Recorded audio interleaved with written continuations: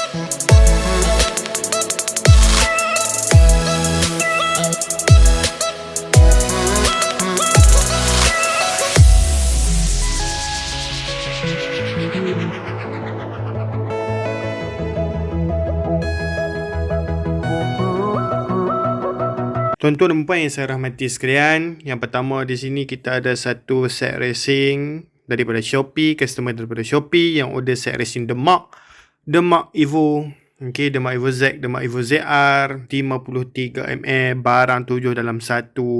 Yang tuan-tuan boleh tengok dekat dalam ni, yang berharga siap postage lebih kurang RM400. So apa yang ada untuk set kali ni, kita boleh tengok. Yang pertama blok kelas 1 53mm semestinya. Yang kedua adalah carburetor with hand to fire, request daripada customer sendiri. Yang ketiga adalah clutch plate semestinya 3 dalam 1 siap spring dan juga gasket sebelah clutch. Yang keempat adalah gasket top, mengikut saiz blok 53mm. Kemudian CDI Espada, request daripada customer. Camshaft high speed, request daripada customer. Plug GTC kita bagi free. Dan coil ni pun adalah request daripada customer. So kita tak kisah jika tuan-tuan nak tukar brand dan sebagainya, kita layan saja. No problem bosku. Dan kemudian di sebelah ni kita ada satu set racing Wave 110 yang hendak dimasukkan kepada Modenas MR2.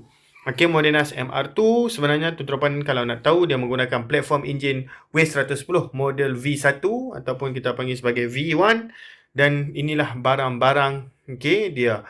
Yang pertama kita boleh tengok, dia telah memilih untuk nak ambil saiz blok 53mm, 53mm Wave 110. Yang kedua adalah head yang bersaiz 2327. 2327 untuk head, boleh tengok head 2327 Espada. Lepas tu carburetor NSR 150 berserta sekali dengan intake. Kemudian timing chain set kita bagi sekali dengan camshaft punya gear. Memang terbaik Satu set complete terus yang kita boleh nampak dekat sini. Kemudian gasket top semestinya saiz 53mm. CDI BRT Power Max untuk MR2 untuk MR2. Kemudian plug kita bagi free macam biasa. Oil pump boleh tengok ini adalah EFI, dan EFI boleh dimasukkan kepada semua model W110. Kemudian kita tengok coil yang diberikan adalah Apido dan camshaft semestinya brand Tokahi. Dan semua ni boleh masuk terus ke Modenas MR2 tanpa keraguan, tanpa perlu late, tanpa perlu buat apa-apa pun. Disebabkan semua barangnya complete di sini. Itu terbaik dia lah. Kemudian di bawah ni kita ada satu kombinasi 2 dalam 1 seperti dikatakan, iaitu camshaft racing Legenda 110 yang dibeli sekali dengan spring valve racing. Legenda 110 juga daripada Racing B spring valve tu. Kemudian kita tengok di sebelah dia, ini adalah ultra hyper clutch. Nampak je ultra hyper clutch, mesti dah tahu dah Untuk Wave 110 Untuk Wave 110 complete set 6 spring, set clutch plate racing, set iron plate racing. Boleh tengok dekat tepi ni memang dia ada tulis Memang ada tulis clutch plate racing, iron plate racing. Complete set sekali, gigi primary belakang. Nak masuk semua model Wave 110 pun boleh. Okey, termasuklah model carburetor, model fuel injection pun boleh. Wave S, Wave RS, Wave Dash, V1 dan V2 lah. Okey, kemudian Wave CX, V1, V2, V3, Wave DX, V1, V2, Wave 110 fuel injection pun boleh. Okey. So, okey, dekat sini clutch plate racing dengan spring clutch racing, Tobaki. Okey, untuk Chris 110, okey, boleh masuk kepada semua model Chris sebenarnya. Chris 110, Chris 1, Chris 2, CT 110, CT 115, A115, Chris 120, semua boleh pakai clutch plate ini. Okey. Dia 110, 115 dan 120 boleh pakai punya. Dan ini adalah set dinamik. Okey, CDI coil dan juga plug memang terbaik. Okey, yang customer kita telah order memang terbaik ini. Kemudian TS125 Ori Japan. Okey, TS125 Ori Japan ada kod, ada dia punya nama pengimport dia. Okey, kod UI memang pengimport asal untuk barang Japan.